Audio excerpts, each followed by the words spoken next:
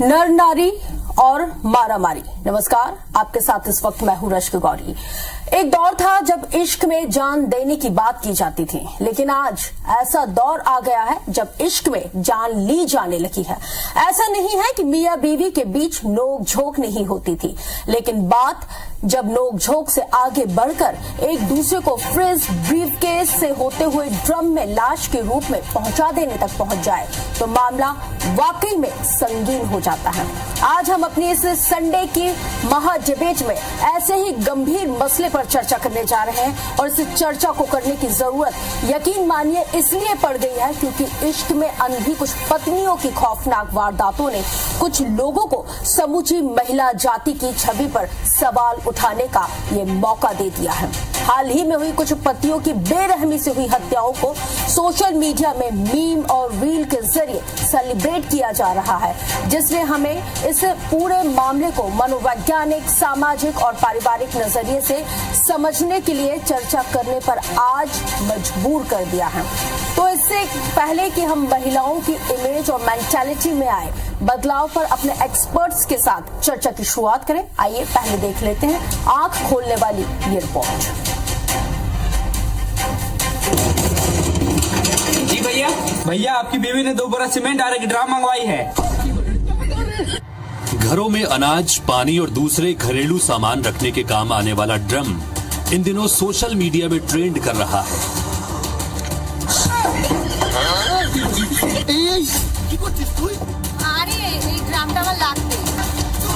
Content creator से लेकर धर्म गुरु तक ड्रम के जरिए पतियों को अपने पत्नी से बचने के लिए आगाह कर रहे हैं। आजकल ये भी धंधा है भैया, बढ़िया।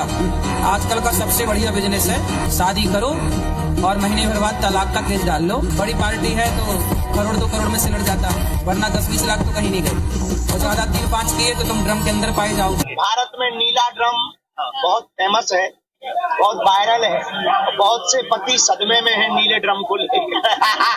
भगवान की कृपा है, हमारी तो शादी नहीं हुई है। काट के सीमेंट में डाल के खत्म। इतना निर्दयी था। अरे जिसके साथ 7 फेरे लिए हैं उसे हमने पता नहीं कैसे कैसे काट दिया। हाँ भाई, आपके मैडम ने 2 बोरा सीमेंट और एक ड्रम ऑर्डर किया है। अरे भैया क्या हुआ?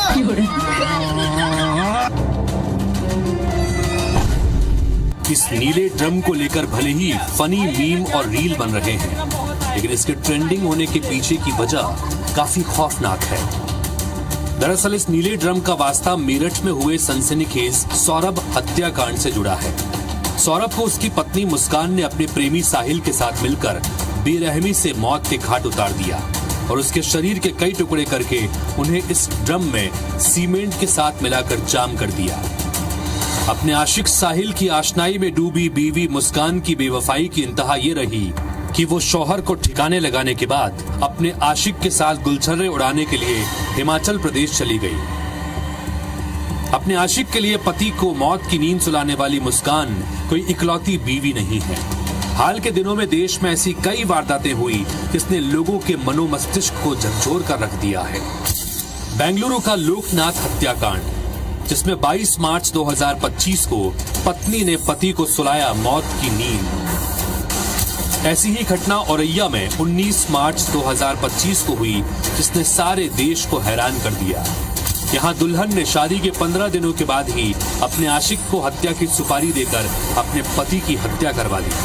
खास बात यह है कि पत्नी ने सुपारी के तौर पर अपने पति से मिली मुंह दिखाई की रकम दे दी थी। शाहपुर का सुखपाल हत्याकांड भी काफी चर्चित हुआ, जब 18 मार्च 2025 को प्रेमी से शादी रचाने के लिए पति को मौत के घाट उतार दिया गया। आगरा का जितेंद्र हत्याकांड भी इसी माह का है। 11 मार्च 2025 को पत्नी ने अपने आशिक के साथ मिलकर पति की हत्या कर दी। मैनपुरी में भी 17 फरवरी को सनसनीखेज वारदात हुई, जब आशिक के साथ मिलकर पत्नी ने पति को मौत की नींद सुला दिया। ये हत्याएं तो केवल बानगी भर हैं, जिन्हें हाल के दिनों में बीवियों ने अपने आशिक के साथ मिलकर अंजाम दिया। थोड़ा पीछे जाएं तो पतियों की हत्या की लंबी फहरिस्त है, जिन्हें पत्नियों ने खुद या फिर किसी की मदद से अंजाम तक पहुंचाया है। फ्रिज और सूटकेस के बाद अब ड्रम ट्रेंड में है। लेकिन ड्रम का मामला इस लिहाज से जुदा है कि फ्रिज और सूटकेस का वास्ता गर्लफ्रेंड या वाइफ की लाश को ठिकाने लगाने के लिए हो रहा था, लेकिन ड्रम तो बीवी की कातिलाना करतूत का प्रतीक बन गया है। स्त्री जिसे अब तक ममता की मूर्ति और करुणा की देवी जैसे भावनात्मक उपमाओं के साथ कोमल और कमजोर के तौर पर परिभाषित किया जाता था, वो अपनी खौफनाक पहचान के साथ मीडिया में सुर्खी बटोर रही है। सवाल उठता है कि आखिर ऐसा क्या हुआ कि नारी की बुनियादी संवेदनात्मक पहचान पर ही संकट के बादल छा गए। अपने यहाँ का जो फैमिली स्ट्रक्चर है उसमें बहुत बदलाव आ गया है, और जिस तरह से कह लीजिए कि पेरेंटिंग पहले एक थोड़ा सा स्ट्रिक्ट माहौल में थोड़ी होती थी, हम लोग बहुत ज़्यादा फ्लेक्सिबल हो गए हैं। सामाजिक परिवर्तन महत्वपूर्ण बात है। हमारे यहाँ देश के स्वतंत्रता के बाद में जो हमारी भारतीय संस्कृति है उस पर पाश्चात्य सभ्यता जो है अंग्रेजों के जाने के बाद में भी हावी होने लगी और हम पाश्चात्य सभ्यता के प्रभाव में आने लगे। दूसरी बात यह है कि भौतिकवाद इतना ज़्यादा हावी हो रहा है कि हम भौतिकवाद के सुख को प्राप्त करने के लिए हम स्वार्थी होते जा रहे हैं। जहाँ भौतिकता आती है वहाँ स्वार्थ बढ़ता है। महिलाओं के हिंसक होने के पीछे की जो वजह विशेषज्ञ बता रहे हैं, उसकी गवाही पिछले हफ्ते वायरल हुए कई वीडियो दे रहे हैं। अब इस वीडियो को ही ले लीजिए। ये वीडियो सतना का है, इसे खुद एक पति ने अपनी बीवी से मार खाते हुए बनाया है। देखिए मेरे को वहाँ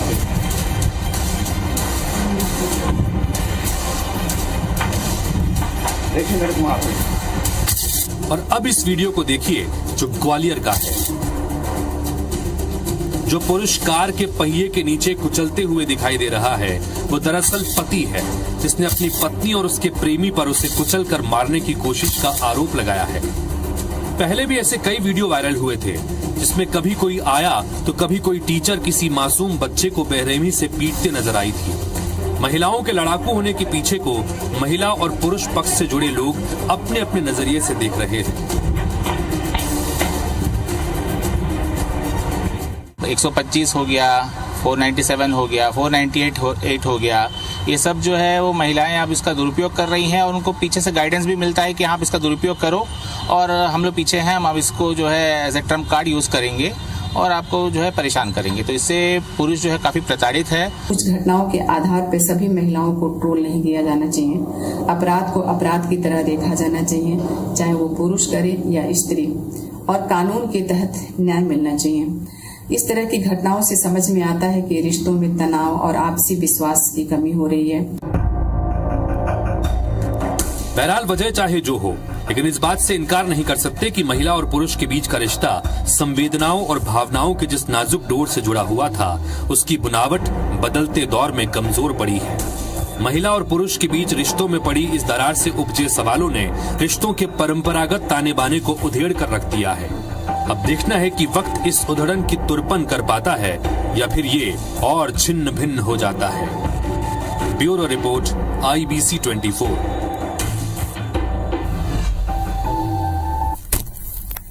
आज की डिबेट को शुरू करें, लेकिन उससे पहले आज का सवाल देख लेते हैं। आखिर क्यों बढ़ रही है महिलाओं में हिंसक प्रवृत्ति?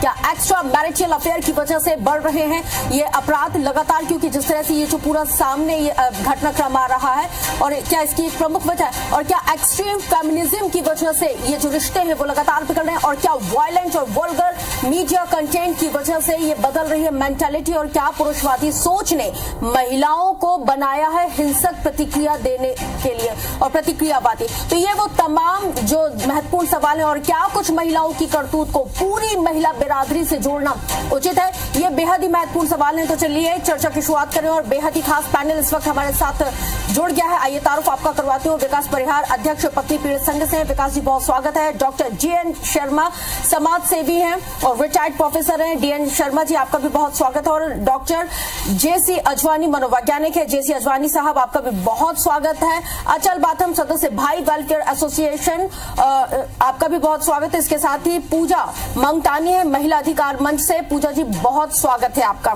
तो चलिए मैं सबसे पहले तो मैं आपका ही, पूजा मंगतानी जी आपका ही रुख कर रही हूँ, क्योंकि मैंने आपकी बाइट भी सुनी, आप कह रही थी कि देखिए हिंसा को हिंसा के तौर पर ही देखना चाहिए, अपराध को अपराध के तौर पर ही देखना चाहिए।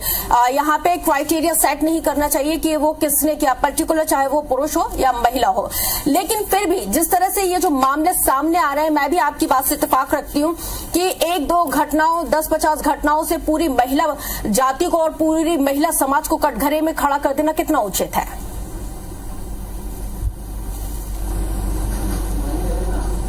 जी, पहले तो क्राइम को क्राइम की नजर से देखना चाहिए। महिला या पुरुष, इससे क्राइम डिफाइन नहीं होता कि महिला ने किया तो वो बहुत बड़ा क्राइम हो गया और पुरुष ने किया तो बहुत कम क्राइम हो गया। अभी तक भी अगर आप आंकड़े देखें तो पुरुष के द्वारा किए गए क्राइम बहुत हद तक ज्यादा है। लेकिन अभी जैसे रिसेंटली आप ही के अभी मीम्स में मैंने देखा कि जैसे अभी बताया था कि एक प्रेमी ने अपनी प्रेमिका को काट के फ्रिज में जो रख दिया था, जो फ्रिज वाला हत्याकांड था, तो क्या उस पे तो कोई ट्रोलिंग ऐसी नहीं हुई कि जो ड्रम को लेके मतलब पिछले 1 हफ्ते में इतना ड्रम्स का मीम्स बन गए हैं? या फिर अगर आसपास भी मैं देखूं तो बातचीत करते हुए बोलते हैं कि अरे इससे ज्यादा लड़ाई मत करो, या मतलब और लड़कियों को मैंने ऐसे सुनते हुए देखा है, उन्होंने मुझसे कंप्लेन की कि मैम ऐसा कहा जा रहा है कि इनसे मत लड़ो, ऐसा नहीं कि हम थोड़े दिनों में ड्रम पे पाए जाए। तो एक महिला ने ऐसा किया, उस पे आप पूरे महिला समाज को ऐसा नहीं कर सकते हो। ये मेरे हिसाब से मतलब आप बहुत ही गलत जा रहे हैं और ये दूसरे लोगों के लिए भी बहुत गलत संदेश है ये। बिल्कुल वाकई में, क्योंकि जिस तरह का जो यहाँ पे माइंडसेट, ये नहीं बोल रहे कि मुस्कान को कोई कम। जी बात पूरी कीजिए। ठीक है, लौटूंगी आपके पास। अजवानी जी, आपसे मैं समझना चाहूंगी कि स्त्रियों को लेकर जो एक स्टीरियोटाइप की जो सोच रही है, और उसी स्टीरियोटाइप की सोच को लेकर हम लगातार स्त्रियों को, और खासकर अगर हम पुरुष प्रधान समाज की अगर हम बात करते हैं, क्योंकि आज भी हम चाहे कितने ही एजुकेटेड हो जाएं, हम चाहे कितनी तरक्की कर लें, हम चांद पे जा रहे हैं, हम दुनिया भर की चीजें कर ले, लेकिन आज भी जो मानसिकता है और जो हमारा जो समाज है वो पुरुष प्रधान समाज है। और जो स्टीरियोटाइप सोच जो पुरुष प्रधान समाज की तरफ से यहाँ पे लागू कर दी जाती है, हम उसी को ही मान लेते हैं। ऐसा क्यों? देखिए कि इसमें तो कोई दो मत नहीं है कि जो सोसाइटी है वो पुरुष प्रधान है, और ये अभी से नहीं है, युगों से है। अब प्रश्न उठता है कि क्या जो आज स्त्रियों पर के संदर्भ में ये बात उठ रही है तो क्या उचित है, क्या अनुचित है? यदि हम देखें तो जैसे अभी मैडम ने कहा, तो मैं इस बात से सहमत हूं कि अपराध अपराध होता है, चाहे वो फीमेल करे चाहे मेल करे। अब पुरुष प्रधान समाज में जो मानसिकता है उसके चलते हुए ऐसा क्यों हुआ है, पहले तो नहीं था। तो ये प्रश्न ये है, तो कई सोशियो कल्चरल फैक्टर्स हैं, समाज में बदलाव आया है, हमारी संस्कृति जो बाहरी संस्कृति उसका प्रभाव भी हम पर आया है। महिलाओं में शिक्षा का स्तर काफी बड़ा है और वर्कफोर्स में भी उनकी भागीदारी काफी बड़ी है। उनका जो पालन पोषण है वो भी थोड़ा से उन्मुक्त वातावरण में किया गया। ये जो भागीदारी जो बड़ी हुई है, हर तरह से जो महिलाओं की जो भागीदारी पुरुषों के साथ बड़ी हुई है, क्या ये एक सबसे बड़ा रीजन है जिसकी वजह से हम जो इस तरह के जो मामले जो सामने आ रहे हैं कि पहले तो हमने हमेशा यही देखा था, नैना साहनी वाले केस में देखे कि पति ने किस तरह से मतलब अपनी पत्नी के टुकड़े टुकड़े कर दिए, तंदूर में उनको जला दिया, फिर हमने कुकर देखा, फिर उसके बाद हमने ब्रीफ केस देखा, फिर हमने फ्रिज भी, रेफ्रिजरेटर भी देख लिया। लेकिन अब जब से ये जो ड्रम वगैरह आ गया है तो मतलब एक मेंटेलिटी भी सेट हो गई, तो क्या ये भागीदारी का ही नतीजा है? नहीं, कतई नहीं, बिल्कुल नहीं है। पुरुष तो भागीदार था ही पहले से, अब इनकी भागीदारी बढ़ी है, परंतु तो भी उनको वर्क प्लेस में वो जो हरासमेंट सामना करना पड़ता है, जो डिस्क्रिमिनेशन का सामना करना पड़ता है। यदि वाइफ हस्बैंड दोनों जॉब करते हैं तो जॉब करने के आने के बाद हस्बैंड तो आराम कर लेता है, परंतु वाइफ को काम करना पड़ता है। तो कहीं ना कहीं फ्रस्ट्रेशन इन फीमेल्स में है, और पहले कल्चरल फैक्टर्स के कारण वो जी विकास जी, 1-2 घटनाएं क्या हुई, पूरा का पूरा पुरुष समाज डर गया, क्या वजह है? नहीं, मैं आपको ये कहना चाहूंगा कि एक दो घटनाओं पर आप ना जाएं। अगर आप एनसीआरबी के सुसाइड के फिगर्स आप देखेंगे तो वो सुसाइड के फिगर में जो महिलाओं की तुलना में करीबन दुगने पुरुष सुसाइड करते हैं, लेकिन उस तरफ किसी का भी ध्यान नहीं किया। अभी मैडम ने जो कहा वो बात हम भी रिपीट करते हैं कि जो भी क्राइम होता है उसको जेंडर के उसमें नहीं देखना चाहिए। अगर महिला ने क्राइम किया तो महिला जैसे देखा जाए, पुरुष ने क्राइम किया तो पुरुष जैसा देखा जाए। ठीक है विकास जी, कुछ आंकड़े कुछ डेटा मैं भी दे देती हूँ। विकास जी कुछ डेटा, 58% शिकार अगर महिलाएं अपने पतियों की मारपीट की होती हैं, हत्याओं की होती हैं, तो 42% सिर्फ पुरुष यहाँ पे शिकार होते हैं। और इसके साथ ही भारत में हर साल 220 पतियों की हत्या होती है, तो वहीं भारत में हर साल 270 पत्नियों की हत्या होती है। भारत में 60% महिलाओं का कत्ल होता है, मौजूदा एक्स पार्टनर भी इसमें शामिल होते हैं, तो वहीं सिर्फ 40% ही यहाँ पे पुरुष हैं। और इसके साथ ही लव अफेयर का स्थान भी अगर देखें तो एक्स्ट्रा मैरिटल अफेयर में पुरुषों की भागीदारी यहाँ पे 65% है। अब आप अपनी बात पूरी कीजिए। जी मैम, जैसे आपने बोला बिल्कुल मैं आपके पास भी आंकड़े हैं। जैसे हम एक बात करते हैं घरेलू हिंसा एक कानून बना, डोमेस्टिक वायलेंस एक्ट, ठीक है मैडम, उसमें इमोशनल अब्यूज को भी डोमेस्टिक वायलेंस माना गया है, मेंटल अब्यूज को भी माना गया है, फिजिकल अब्यूज को भी माना गया है, ठीक है। लेकिन आज 2025 में वो कानून जेंडर न्यूट्रल नहीं है। उसको महिला इस्तेमाल कर सकती है लेकिन पुरुष इस्तेमाल नहीं कर सकता है। मतलब कानून के हिसाब से घरेलू हिंसा आज की डेट में केवल महिलाओं के साथ हो सकती है, पुरुष के साथ नहीं हो सकती है। मतलब इस तरह आज 2025 में अगर हम इस मानसिकता के साथ जिएंगे तो ये ठीक नहीं है। समय के हिसाब से हर चीजों को बदलना चाहिए। हमारा भी यही कहना है, जैसे आज आप रोड पे जा रही हैं, कहीं किसी महिला के साथ कुछ गलत हो जाता है और वो वहीं सामने वाले के ऊपर हाथ उठा देती है या फिजिकल वायलेंस करती है, तो उसका महिला मंडल किया जाता है कि बहुत अच्छा उसने ऑन द स्पॉट न्याय किया, जबकि कानून में किसी के ऊपर भी हाथ उठाने का अधिकार किसी को नहीं दिया। उसके लिए एक फोरम है, अगर यही काम पुरुष करेगा देता है ना मॉब लिंचिंग। अगर कोई महिला इस तरह का कृत्य कर रही है और राह चलते किसी शख्स को मार रही है, तो 4 पुरुष जाके साथ में ना खड़े हो, भाई जाए FIR कीजिए। भाई कानून तो आपके लिए भी उतना ही। हाँ, मैं ये मानती हूँ कि हमारे देश के साथ पूरी दुनिया में कानून का जो झुकाव है वो महिलाओं के प्रति ज्यादा है, लेकिन अधिकार तो है कानून में। बिल्कुल मैडम, एक चीज आप बताइए कि आज की डेट में समाज में जब भी पुरुष और महिला की बात आती है, ठीक है, हर जगह क्या आप सुनेंगी महिला का अधिकार ये है, महिला का अधिकार ये है। जहां पुरुष की बात आएगी पुरुष का कर्तव्य हो जाता है, पुरुष का अधिकार की बात आप सुनेंगे ही नहीं। कभी भी आपने सुना है कि पुरुष का क्या अधिकार होता है? मैडम जी, आपसे मैं एक प्रश्न पूछना चाहता हूँ, महिला दिवस कब पड़ता है मैडम? अच्छा, कब पड़ता है महिला दिवस? आप मुझसे ही पूछेंगे, मतलब सवाल आप मुझसे ही पूछ रहे हैं, इसलिए तो हम आप लोगों के समस्याओं के समाधान के लिए आए हैं। एक छोटा सा क्वेश्चन, आपको दिक्कत ये कि महिला दिवस पड़ रहा है, पुरुष दिवस नहीं पड़ रहा है? नहीं मैडम, 8 मार्च को पड़ता है सर। आप कहेंगे तो हम अमेंडमेंट करने के लिए बिल्कुल इस बात पर पुरजोर तरीके से मतलब कहेंगे कि भाई सब मिलके पुरुष दिवस भी मनाएं। और मैं तो आपको अग्रिम पुरुष दिवस की बधाई देती हूँ, ना केवल आपको बल्कि पैनल में बैठे हुए तमाम पुरुषों का। जब भी पुरुष दिवस बनेगा तो मनेगा, लेकिन भाई IBC 24 आपको अग्रिम बधाई दे देता है पुरुष दिवस की, आपको और आपके साथ जितने भी पैनलिस्ट बैठे हुए हैं उनको। अजय जी, आपका रुख कर रही हूँ क्योंकि हम देख रहे हैं कि अच्छी चीजें हैं, बुरी चीजें हैं, लेकिन हम दोनों ही एस्पेक्ट में हम सामंजस्य बनाने में कहीं ना कहीं चूक कर रहे हैं, और जिसकी वजह से हम देख रहे हैं कि समाज विघटन की ओर आ गया है। अचल जी, मेरी आवाज एकदम क्लियर है आपको?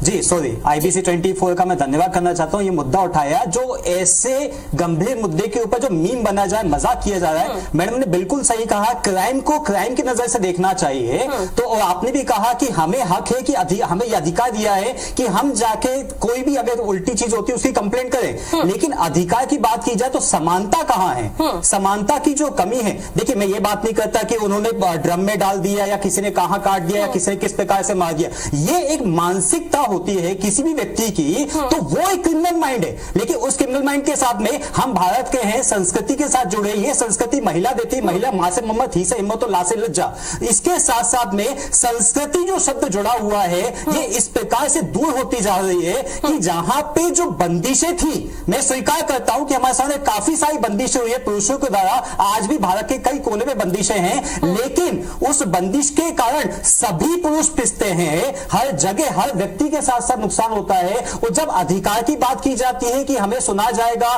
कहा जाएगा, बोला जाएगा, तो कहां सुना जाता है? थाने जाते हैं तो कोई सुनने वाला नहीं है, कोर्ट जाते हैं कोई सुनने वाला नहीं है। मैं एक सिंपल सा सवाल पूछता हूं कि मैं हमेशा बोलता हूं कि हर जगह हर व्यक्ति की बात सुनने के अलग अलग प्रकार के आयोग बने हुए हैं, लेकिन क्या पुरुष का आयोग है? पुरुष कहां फोन लगाएगा अपनी बात रखने के लिए? आपने महिलाओं का थाना बना दिया है, साधुवाद है उसके लिए, होना भी चाहिए, ठीक है, लेकिन पुरुष के लिए कुछ तो सुनिए, कुछ तो समझिए। आज तक कहीं कुछ नहीं है। हमारा भाई वेलफेयर है, हम लोगों ने एक इनिशिएटिव लिया और भारत के अंदर एक फ्री नंबर प्रोवाइड किया है, 8882498498, 8882498498। यहाँ पे फ्री में जितने भी पुरुष हैं जो प्रताड़ित होते हैं उन सबका पक्ष रख रहे हैं। और ये बात इस हद तक पहुंच चुकी है कि आने वाली 19 अप्रैल को जंतर मंतर दिल्ली में हम लोग आंदोलन लेके आ रहे हैं कि भाई साहब समानता की बात है, कानून ने दिया है, संविधान ने दिया है। तो लेकिन अचल जी, क्या आपको नहीं लगता कि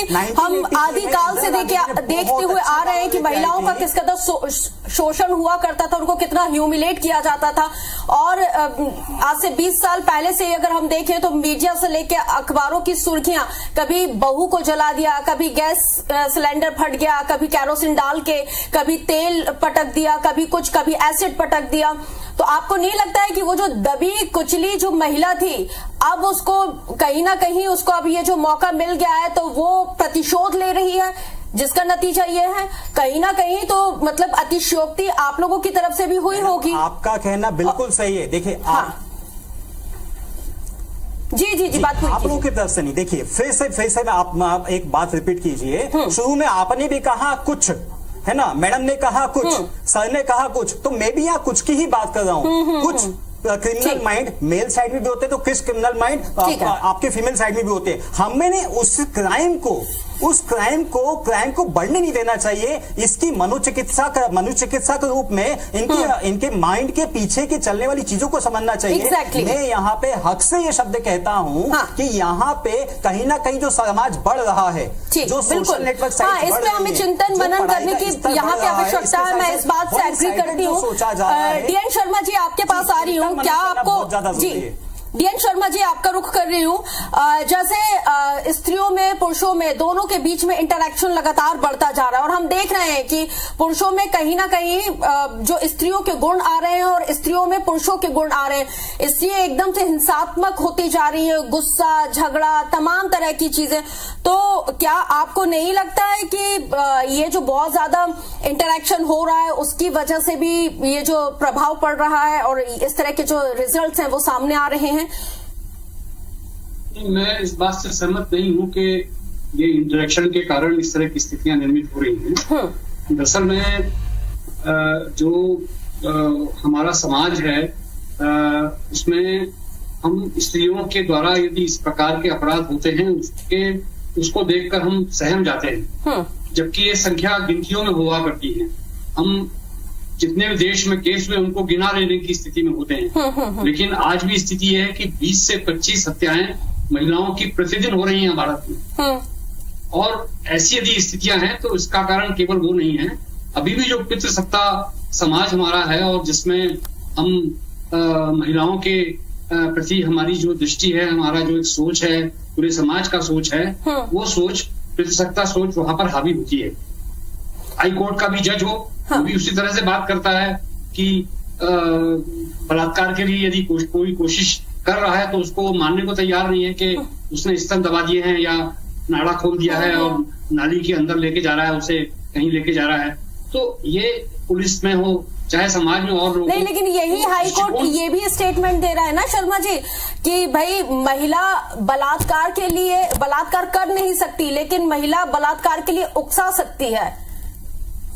यही कोर्ट ये भी स्टेटमेंट दे रहा है। इसमें अभी बिल्कुल वो किसी केस पे ऐसा हो गया होगा। उकसाने का मतलब यहाँ पर ये कहा गया कि उसके वेशभूषा को लेकर बात कर रहे हैं। अरे वेशभूषा किसी की कैसी भी हो, आदमी को अपना नियंत्रण खुद को रखना है। ये ज्यादा महत्वपूर्ण है कि सामने वाला कैसा भी रहे तो हम उसके जैसे हो जाएंगे। ये बात से सहमति नहीं बनती।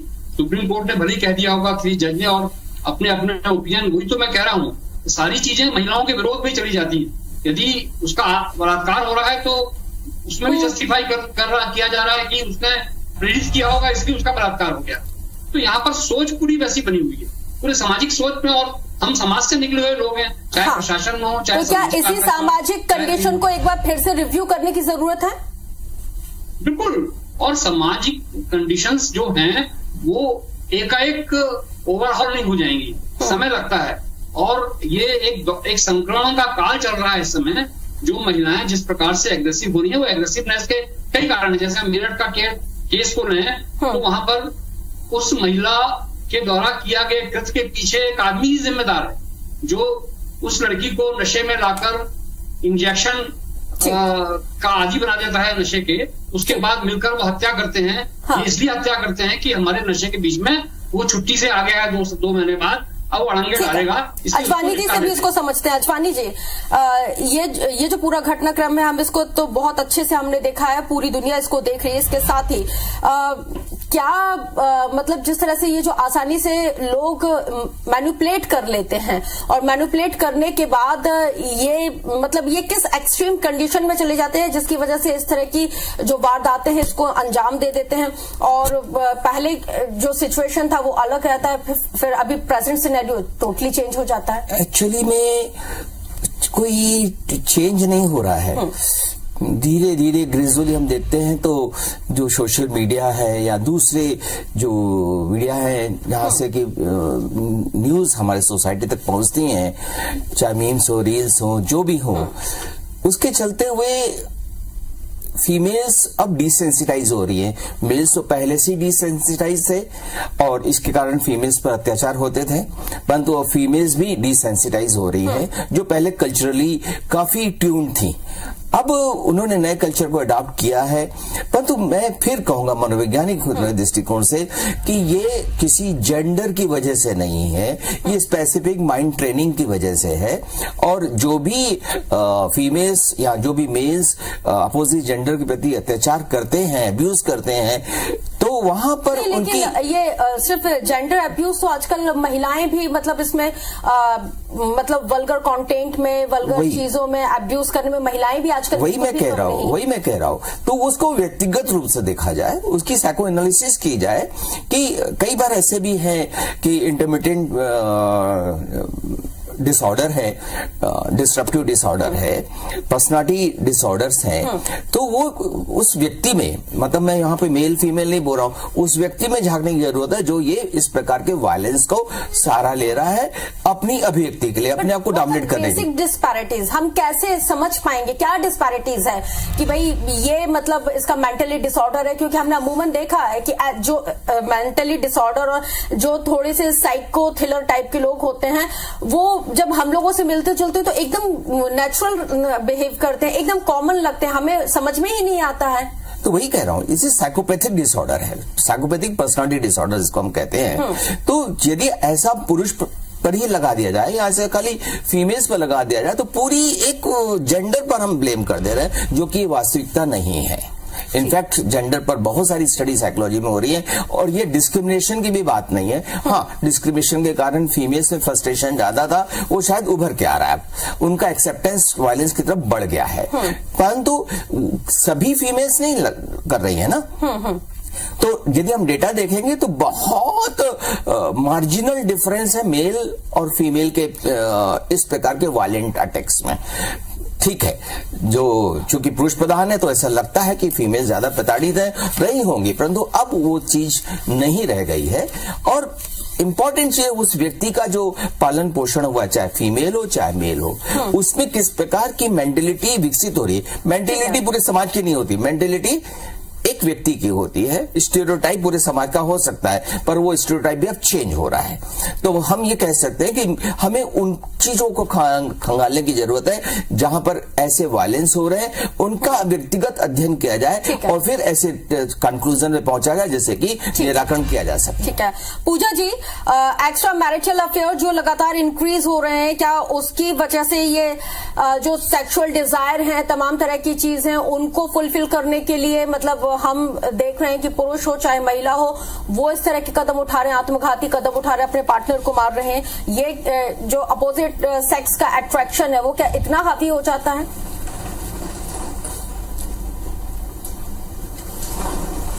मुझे लगता है कि जो भी रिश्तों में दरारें आ रही हैं वो आपसी बात की कमी की वजह से आ रही है। लोग आसान तरीके ढूंढते हैं, बातचीत करके, बड़ों की सलाह लेके, या जिसको भी आप मानते हो, या कानून ने इतने सारे तरीके निकाल के रखे हैं। आप कानूनी सलाह लेके आप अगर अपने पार्टनर से खुश नहीं है तो आप अलग हो सकते हैं, पर शायद वो प्रक्रिया बहुत लंबी है, तो लोग आसान तरीके ढूंढते हैं और अपने तौर पे उसको हैंडल करने की कोशिश करते हैं, इसीलिए शायद ज्यादा प्रॉब्लम बढ़ रही है। पूजा जी, वो प्रोसीजर ज्यादा इजी और ज्यादा अच्छा है। आप कानूनी प्रक्रिया के तहत आप अलग हो सकते हैं, सेपरेट हो सकते हैं, बनी बस आप किसी का कत्ल कर रहे हैं।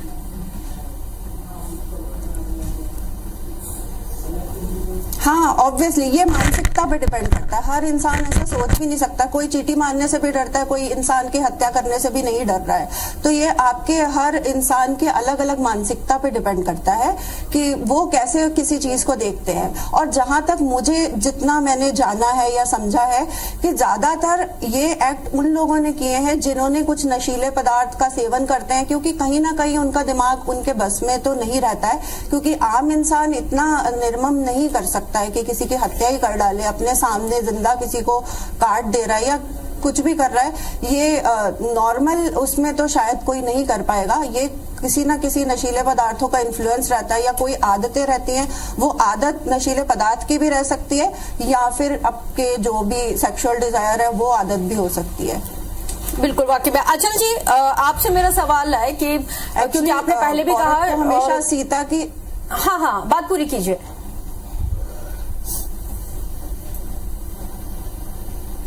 जी मैं बोलूं? जी बोलिए। जी, एक्चुअली औरत को सीता की नजर से हमेशा देखा गया है। जैसे बुद्ध भगवान जी हैं, वो एकदम रात को अपनी बीवी को और बच्चों को छोड़ के चले गए थे अपने मतलब ज्ञान की खोज में। यही अगर किसी महिला ने किया होता तो बोलते कि शायद प्रेमी के साथ भाग गई है।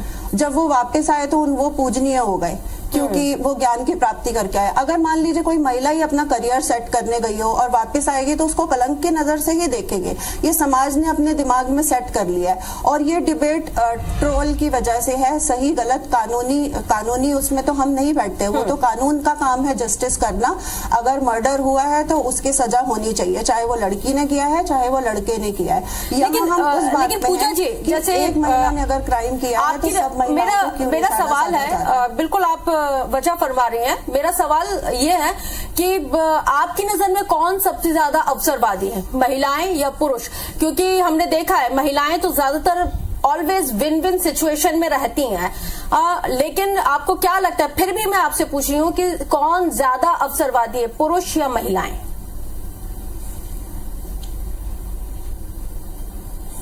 अवसरवादी से आप क्या मतलब जो हक जताना या फिर डोमिनेट करने से आप पूछना चाह रहे हैं क्या? हर तरह के सिनेरियो में मैं एक माकूल चीज में पूछ रही हूँ कि जब हमें चयन करने का अधिकार रहता है तो महिलाओं को अधिकार थोड़ा ज्यादा मिल जाता है, सुपरसीड कर जाती हैं वो चीजों को लेके, और जिम्मेदारी लेने वाली बात होती है तो पुरुष वहां पे सुपरसीड करते हैं, महिलाएं उतनी मतलब फाइनेंशियली उतनी भागीदारी नहीं देती हैं।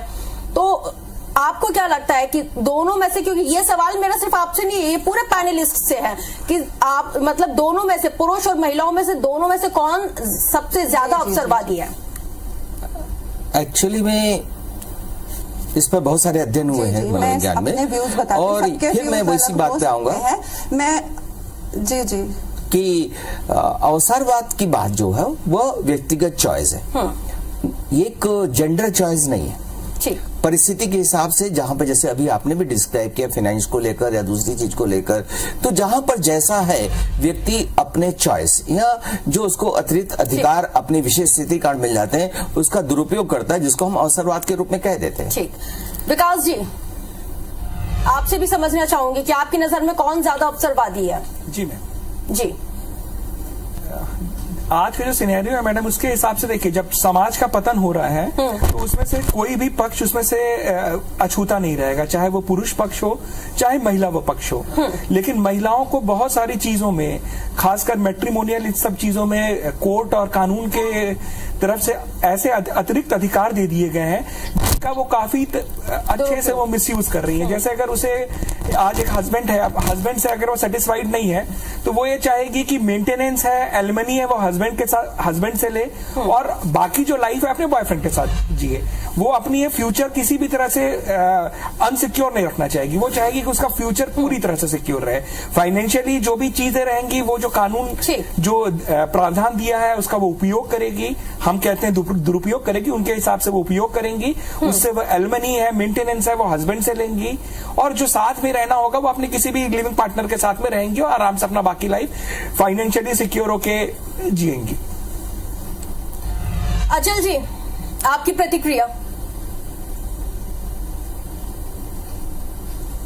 जी बिल्कुल सही है। अवसरवादी का जो आपका सवाल है उसका जवाब सिर्फ एक है, ना तो पुरुष है ना तो नारी है, क्रिमिनल माइंड अवसरवादी है, जिसका माइंड के पीछे क्राइम चलता है, कुछ मक्कारी चलती है, कुछ फितूर चलते हैं, वो है। देखिए मैंने वहां पे एक शब्द खत्म किया था कि 1983 में इंदिरा जी ने और 498 का कानून लेके आए थे, बहुत अछूता साधुवाद था। 2023 में उसे बदलाव आ गया है और ये भी कहा गया है कि अगर झूठे केस होते हैं, अगर कोई भी झूठे केस होते हैं तो उनके अगेंस्ट कोर्ट कुछ ना कुछ करेगी। लेकिन मैडम प्रैक्टिकल हो नहीं रहा है, प्रैक्टिकल तौर पे ऐसा कुछ भी नहीं हो रहा है। देखिए यहाँ पे सबसे पहले अगर पक्ष की बात है, सर ने बहुत अच्छी चीज कही थी कि क्रिमिनल माइंडसेट का है या साइकोलॉजिकल डिसऑर्डर है।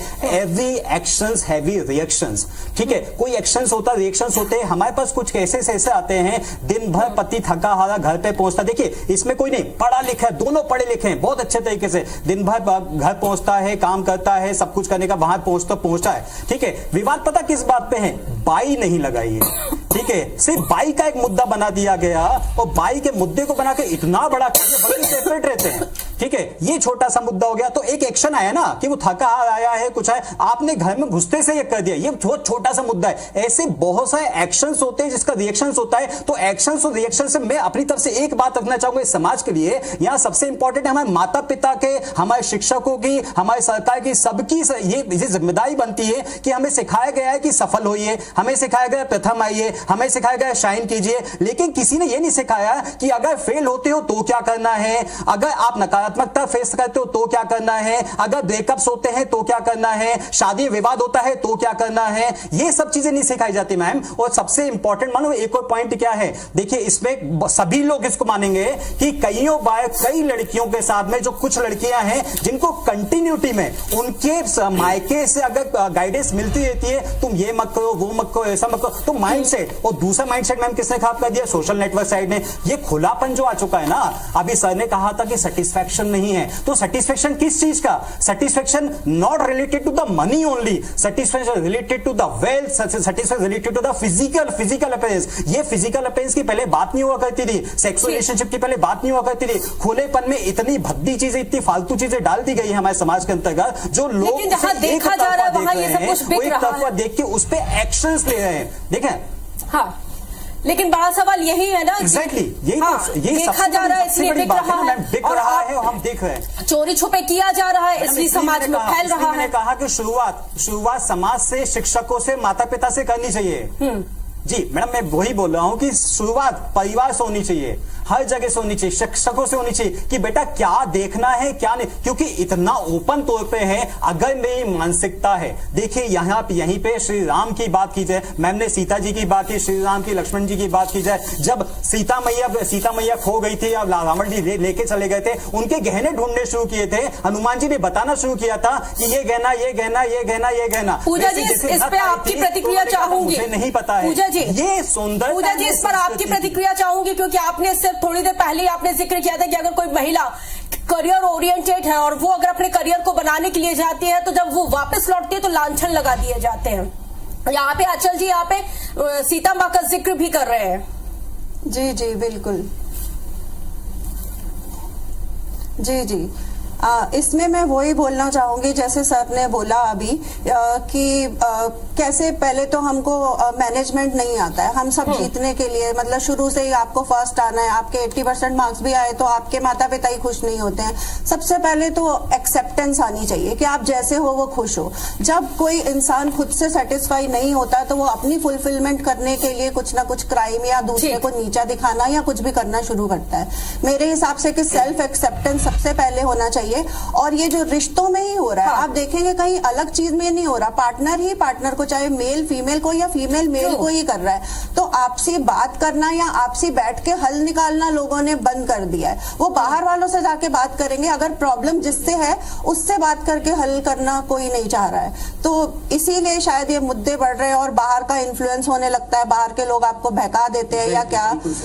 तो मेरे हिसाब से अगर कोई रिश्ता सच में बचाने लायक है, अगर वायलेंस के हद तक नहीं पहुंचा है, तो अगर आपस में बात करेंगे तो ही सुलझ सकता है। मतलब मारकाट तो मतलब ऐसा सोच के भी कपकपी आ जाती है कि ये बहुत गलत चीजें हो रही हैं और इसमें कोई महिला या पुरुष नहीं है, ये आपकी प्योर मानसिकता है।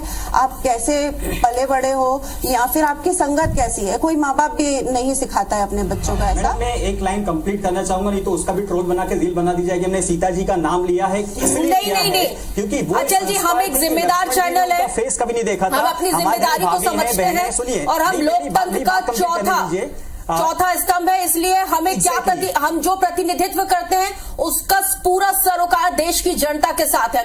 तो हम ऐसा कोई हम वो चीज नहीं करते हैं, हम अपनी जिम्मेदारी को समझते हैं, हमें पता है हम क्योंकि हम जनता का प्रतिनिधित्व कर रहे हैं। हम यहाँ पे किसी ने कुछ मैं इसलिए बोला था जी, बात पूरी कीजिए।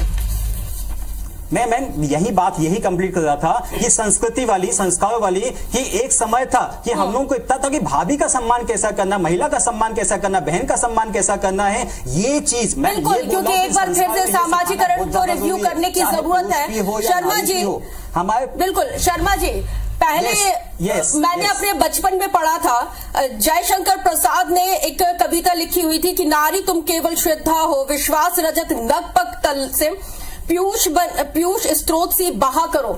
ये मतलब जयशंकर प्रसाद ने लिखी हुई थी। इसके साथ ही उन्होंने अगर मैं बात करूं तो मैथिली शरण गुप्त ने भी नारी तेरी यही कहानी एक ये। तो मैं ये जानना चाह रही हूं कि पहले तो मतलब इस तरह की कविताएं लिखी जाती थी और आज जब हम एक सशक्त महिला को देखते हैं तो उस सशक्त महिला के अलग ही साइड इफेक्ट्स भी हमें देखने को मिलते हैं और जाहिर सी बात है आएंगे, लेकिन जब सशक्त पुरुष के साइड इफेक्ट होते हैं तब हम इतना उसको महिमा मंडित नहीं करते। ऐसा क्यों सर?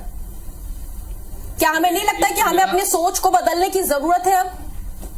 एग्जैक्टली मेरा ये कहना है कि क्राइम करना सशक्त होने का परिचायक नहीं है, चाहे पुरुष करे चाहे महिला करे। यदि महिला आकर क्राइम कर रही है इस तरह की तो हम ये मान रहे हैं कि वो सशक्त हो गई है, वो सशक्त नहीं है। वो या तो कोई मानसिक विकार की शिकार है या किसी तरह की जो स्थानीय परिस्थितियों में जो एक अस्थिर मानसिकता बनती है उस मानसिकता की शिकार होकर ऐसा क्राइम करती है। तो ये निश्चित रूप से जो उनके महिलाओं को लेकर हम जो सोचते हैं कि उनका सशक्तिकरण यही है, वास्तव में सशक्तिकरण तो महिलाओं का यह है कि अपनी आवाज उठाएं, अपने अधिकारों को पहचानें और वो स्थितियां शिक्षा के साथ में बढ़ती चली जा रही हैं। अब समस्या ये हो रही है दरअसल में कि जो जिस प्रकार के जो क्राइम महिलाओं के द्वारा किए जा रहे हैं ये मोटे तौर पर बहुत पढ़े लिखे या पैसे वाले लोग हैं उनके बीच के ज्यादा हैं, क्योंकि वहां पर पढ़ाई लिखाई के साथ साथ उनको अवसर मिलते हैं अन्य संपर्कों के और नशा जैसी चीजों में आने के या और कंडीशंस उनको प्रभावित करती हैं और उसके कारण ये क्राइम इस तरह के क्राइम वो कर देती है। क्राइम बिल्कुल इस प्रकार का जो जघन्य क्राइम है, कोशिश में हमने इसी चर्चा में यही किया है कि हम हर एक एस्पेक्ट पर यहाँ पे बातचीत करें और जिसका एक हल निकल सके। विकास जी बहुत संक्षेप में आपकी प्रतिक्रिया।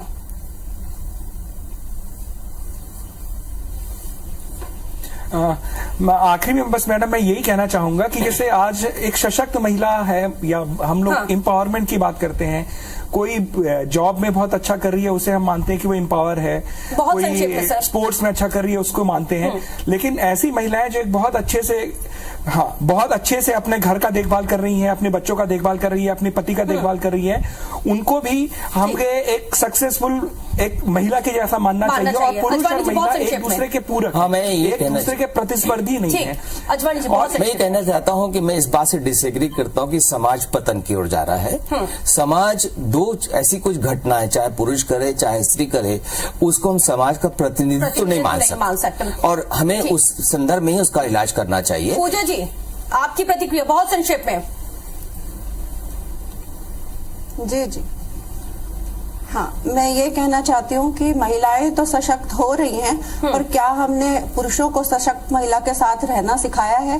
क्योंकि पुरुषों को वही आदत है कि हम जैसा बोले वैसा करेगी। बिल्कुल। औरतें किचन की रानियां होती है, पर कितने टाइम औरतों ने अपनी पसंद का खाना बनाया होगा? बिल्कुल, बहुत बहुत सही बात की है आपने।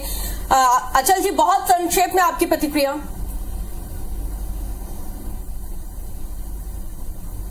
मैडम, समानता का अधिकार लेके आना चाहिए, ठीक है। महिला भी अपनी जगह बहुत सही है, पुरुष भी बहुत जगह सही है, ठीक है। जो क्रिमिनल माइंडसेट है, इनके लिए समानता के अधिकार के साथ में बहुत शुक्रिया आप सभी पैनलिस्ट का हमारे साथ इस बेहद ही गंभीर और महत्वपूर्ण चर्चा में शामिल होने के लिए बहुत शुक्रिया।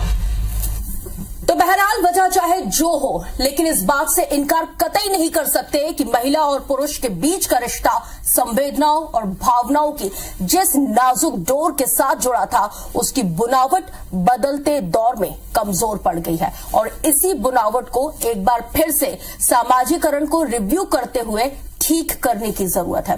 मैं रश्क गौरी, मुद्दा गर्म है, मैं आपसे लेती हूं इजाजत, लेकिन IBC 24 पर खबरों का सिलसिला लगातार जारी है, क्योंकि सवाल आपका है।